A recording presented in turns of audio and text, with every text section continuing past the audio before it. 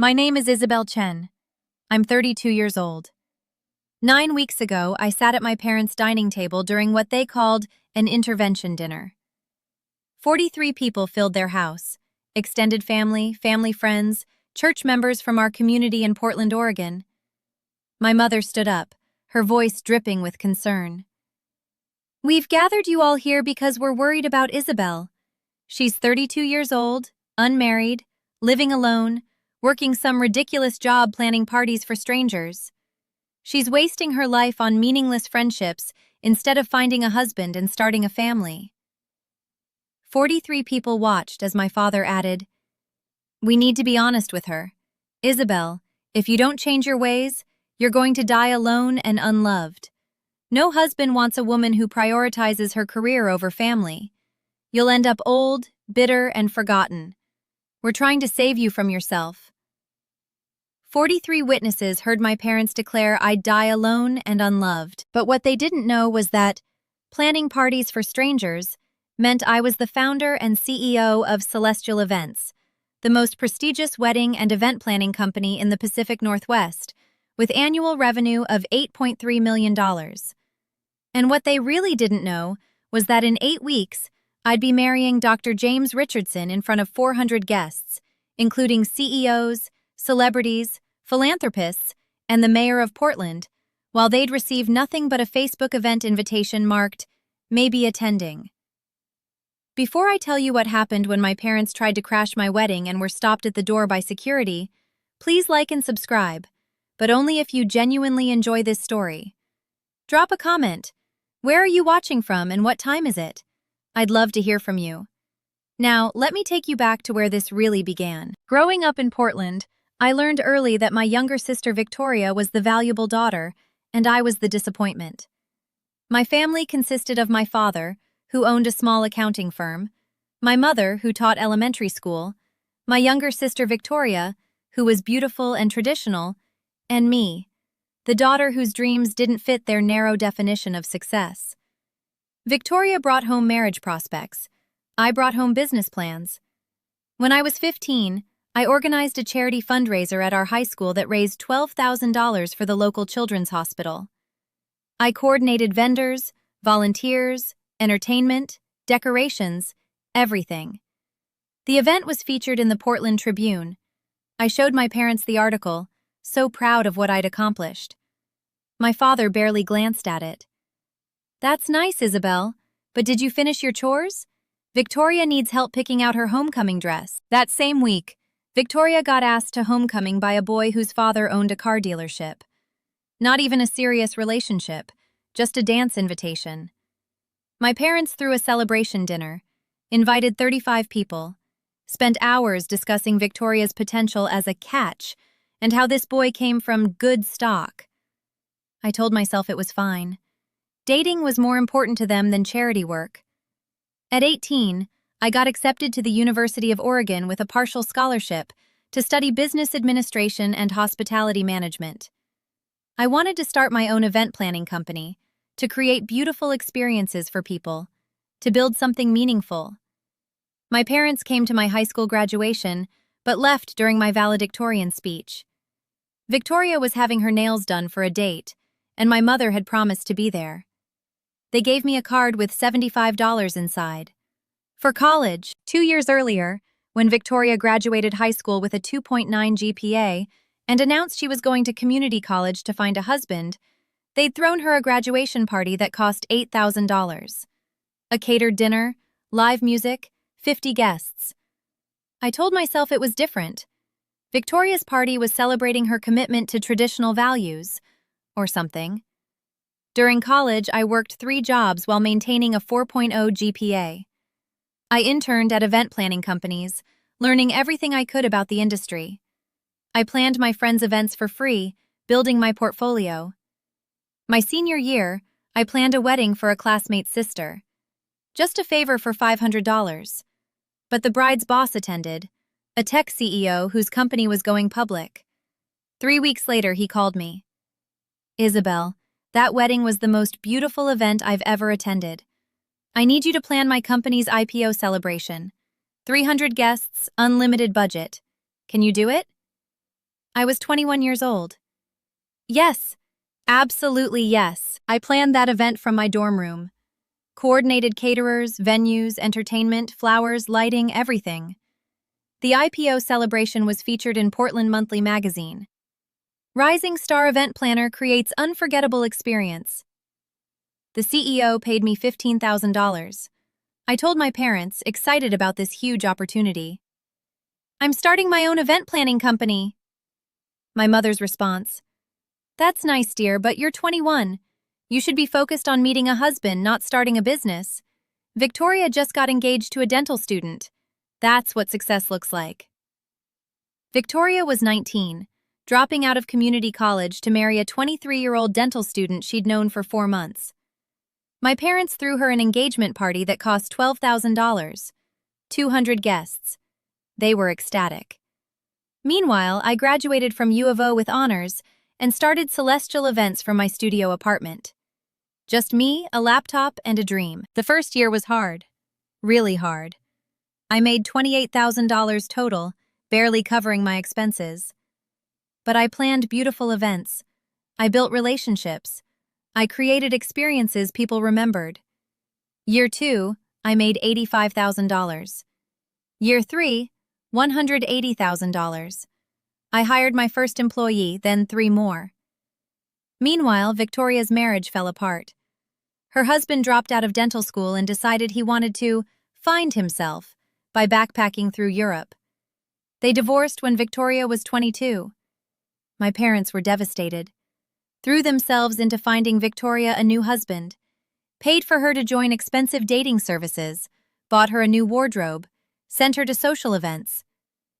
Victoria needs support during this difficult time, my mother would say. Victoria moved back home. My parents supported her completely, paid for everything while she healed. I was building a business, working 80-hour weeks, and my family couldn't have cared less. 5 years ago, Victoria married again. A pharmacist named David. Nice guy, stable job. My parents threw them a wedding that cost $65,000. 300 guests. Destination rehearsal dinner in wine country. They asked me to plan it for free. Family helps family. I said no. I charge $25,000 for weddings of that scale. If you want me to plan it, that's my rate. You'd charge your own family? Isabel, that's unbelievably selfish. Victoria is your sister. And this is my profession. I don't work for free. They hired someone else. The wedding was mediocre. Bad lighting, timing issues, the food was cold.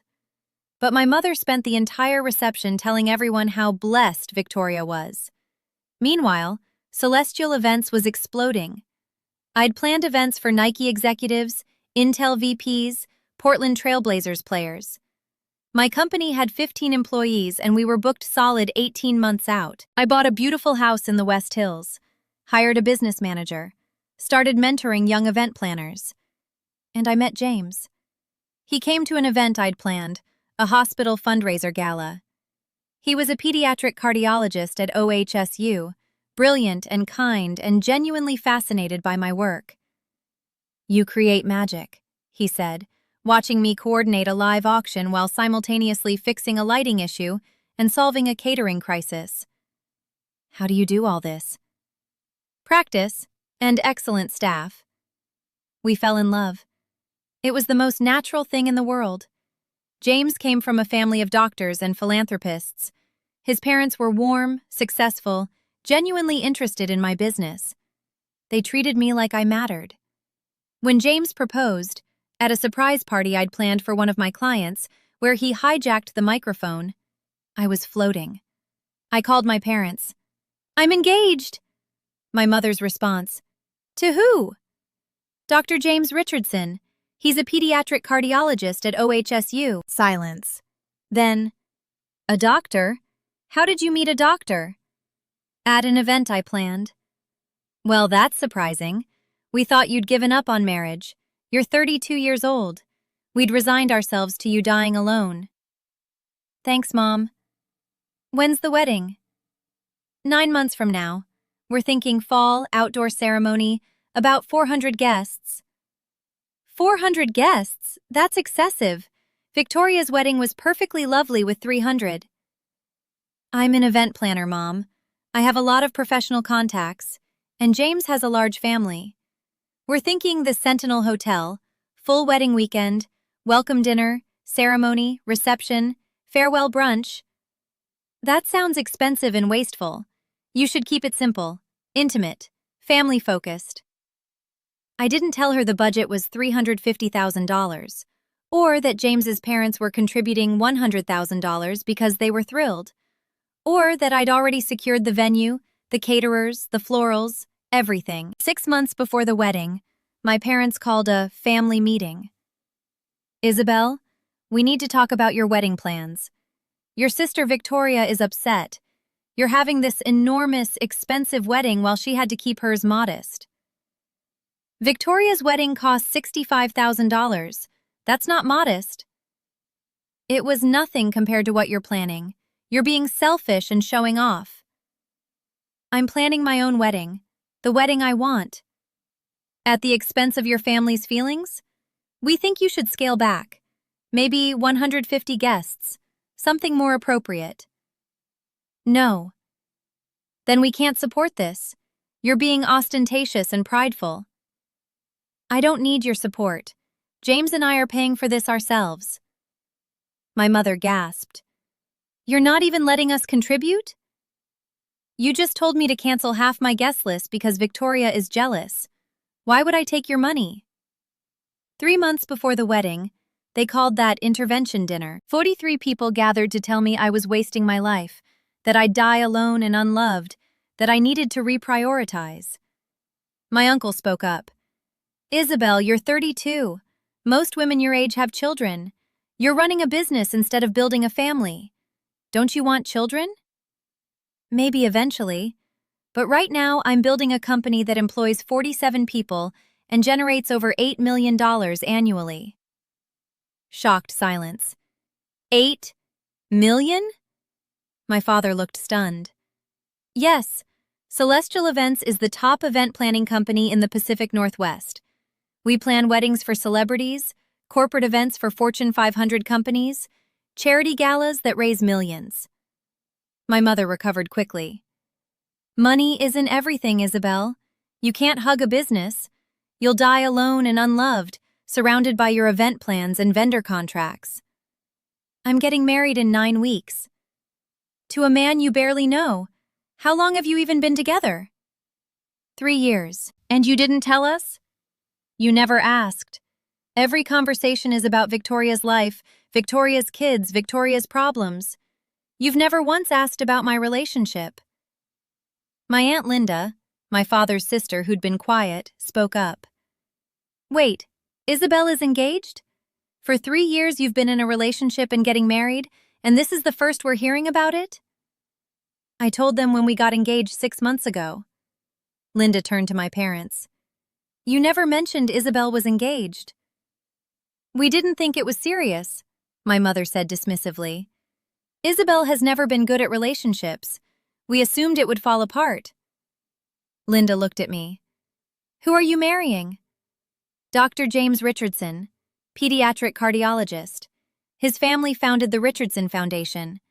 They've donated over $20 million to children's hospitals in the Pacific Northwest. My uncle whistled. The Richardson Foundation? Those Richardsons? Yes, my mother went pale. The Richardsons were Portland royalty. Old money, massive philanthropy, extremely well-connected. You're marrying into the Richardson family? My father's voice cracked. I'm marrying James. His family is just a bonus. When is the wedding? 9 weeks, September 24th. Where? The Sentinel Hotel, 400 guests, wedding weekend with multiple events. My mother tried to recover. Well, of course we'll be there. We're your parents. We'll need details. Hotel blocks, schedule, what to wear. I'll send you a Facebook invite. A what? A Facebook event invitation, like everyone else on the general invite list. Isabel, we're your parents. We deserve more than a Facebook invite. You deserve exactly what you've given me. 43 people just heard you say I'll die alone and unloved. You've spent my entire life telling me my career is worthless and my choices are wrong. You've compared me to Victoria constantly. You've never once celebrated my success. So yes, you get a Facebook invite. And you're listed as maybe attending. You can't be serious. I'm completely serious. The wedding is invitation only, security at the door. If you show up, you'll need to be on the list. And right now, you're not. I walked out. The next day, my Aunt Linda called. Isabel, I'm so sorry. I had no idea your parents treated you this way. I knew they favored Victoria, but I didn't realize it was this extreme. It's been this way my whole life. Can I come to your wedding? I promise I'm not like them. I cried. Yes, absolutely yes. Over the next 9 weeks, I planned the wedding of my dreams. James and I created something magical. Thursday, welcome dinner at Departure Restaurant. 120 guests, Portland skyline views, Asian fusion menu. Friday, rehearsal and dinner at Lansu Chinese Garden. 60 guests, traditional ceremony, intimate family celebration. Saturday ceremony at the Sentinel Hotel Ballroom. 400 guests, autumn garden theme with 30,000 flowers, live orchestra, 7-course dinner, celebrity DJ. Sunday farewell brunch at Urban Farmer. 300 guests, mimosas and gratitude. The guest list included tech CEOs, professional athletes, celebrities I'd planned events for, doctors from OHSU, James's extended family, and the 200-plus vendors, clients, and industry professionals who'd become my real family. My parents? Facebook invite marked, maybe attending. They tried everything. Phone calls, emails, showing up at my office. Isabel, please. We're your parents. We deserve to be at your wedding. You told 43 people I'd die alone and unloved. You've spent my entire life making me feel worthless. You've never celebrated my success. Why would I want you at the happiest day of my life? We were trying to help you. You were trying to make me like Victoria. But I'm not Victoria. I built a multi-million-dollar company. I created a life I love. I found a partner who values me. And I did it all despite you, not because of you. My mother sent a desperate email. What will people think if your own parents aren't at your wedding? I replied, they'll think my parents didn't deserve to be there. September 24th arrived. The day was perfect. Golden autumn sun, crisp air, leaves just starting to turn. The Sentinel Hotel was transformed into an autumn garden. 30,000 flowers, roses, dahlias, chrysanthemums in burgundy, gold, and cream. Crystal chandeliers wrapped in flowering vines. Tables set with gold-rimmed china and silk linens. 400 guests arrived in formal attire. I saw CEOs I'd planned events for, professional athletes James operated on, celebrities whose weddings I'd designed, the mayor of Portland, James's family, his parents, siblings, aunts, uncles, cousins, all warm and excited. My Aunt Linda was there with her family, a few cousins who'd reached out to apologize, my college roommate who'd been my bridesmaid, the 47 employees of Celestial Events who'd become my chosen family. The ceremony was at 5 p.m. I wore a custom Vera Wang gown, silk, lace with a cathedral train. My best friend Sarah walked me down the aisle. James cried when he saw me. 400 people witnessed us promise forever to each other. The reception was everything I'd dreamed. 7 courses from a Michelin-starred chef, live orchestra during dinner, speeches from James's best man, from my business partner, from friends who loved us. James's father gave a toast. James told me he fell in love with Isabel when he watched her solve 6 problems simultaneously while making it look effortless. That's who she is. Capable, brilliant, graceful under pressure. We're blessed to welcome her into our family. I cried, because his family saw me, really saw me. At 8 p.m., during dinner, security radioed me. Ms. Chen, we have a situation. 2 people claiming to be your parents are at the entrance demanding entry. They're not on the list. Where are they? Ground floor lobby. I excused myself. James came with me. My parents were in the lobby, dressed formally, arguing with security. "We're her parents!" my mother was shouting. "She can't exclude us from her own wedding." The security chief, Marcus, whom I'd worked with on dozens of events, looked at me. "Ms. Chen?" "They're not on the guest list." My father saw me. "Isabel, tell them to let us in. We're your parents. You're also the people who told me I'd die alone and unloved, who never supported my career, who valued Victoria over me my entire life. We came to celebrate with you." "You came because you found out I married into the Richardson family. You came because there are 400 influential people upstairs and you want to network. You came for yourselves, not for me." My mother was crying. "Please, we're your parents. Everyone will know we weren't invited." "Good. Let them know. Let everyone know that my parents spent my entire life telling me I wasn't good enough, and when I proved them wrong, they still didn't deserve to celebrate with me." James put his arm around me. "Mr. and Mrs. Chen, you had 32 years to treat Isabel with respect. You chose not to. You don't get to show up now and demand access to her joy." My father tried one more time. "We raised you. You deserve nothing," I interrupted. "You raised me to believe I was worthless unless I got married and had children.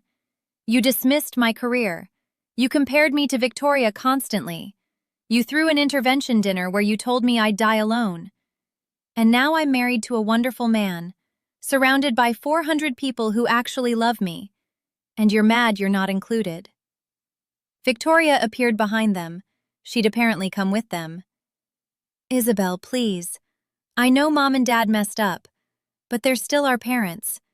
Can't you find it in your heart to forgive them? This is your wedding. It should be about family." "It is about family, Victoria. It's about the family I chose. The people who supported me, believed in me, and celebrated my success.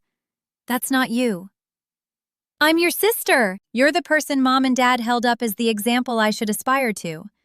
You dropped out of college twice, had 2 failed marriages by 25, and lived off their money your entire adult life. And they praised you constantly while telling me my multi-million-dollar business was a waste of time." Victoria had no response. Marcus stepped forward. "Ms. Chen, shall we escort them out?" "Please." My parents were escorted out by security, protesting the entire way. Victoria followed, crying. I went back upstairs. To my husband. To 400 people who loved me. At 9 p.m., the dance floor opened. James held me close. "You okay?" he whispered. "Perfect. They're gone. And I'm exactly where I'm supposed to be." At midnight, we cut the cake. 5 tiers, autumn leaves made of sugar, filled with champagne-soaked berries. At 1 a.m., the party was still going. Portland's mayor dancing with a trailblazer. My employees toasting to the best boss ever. At 2 a.m., James and I looked out over the city lights from our suite. "No regrets?" he asked. "Not one. These were our people." That was 9 weeks ago. We honeymooned in Italy. The wedding was featured in Martha Stewart Weddings, 6-page spread with full photo coverage. Post-wedding publicity brought 37 new clients. We're expanding to Seattle and San Francisco. My parents sent emails. Angry first, then desperate, then guilt-trippy. "You've destroyed our relationship with extended family." I blocked them. Victoria called once. "Isabel, you've torn this family apart." I didn't tear it apart. I just stopped pretending it was whole. I have a family. James's parents, who treat me like a daughter. Aunt Linda, who apologized for years of silence. My employees, who celebrate every success. People who loved me when I was just a girl with a dream and a laptop. Family doesn't mean accepting abuse. Family doesn't mean giving access to your joy to people who tried to destroy your dreams. I didn't die alone and unloved. I married surrounded by 400 people who celebrated me. If your family makes you feel like you'll never be enough, build your own family. Create your own success. Celebrate your joy with people who actually see you. who show up because they love you, not because you finally did something they approve of. You don't owe anyone access to your happiness, not even your parents. Because the best revenge isn't just success, it's joy. Surrounded by people who actually love you, while the people who doubted you stand outside, uninvited and irrelevant. And that's exactly where they belong.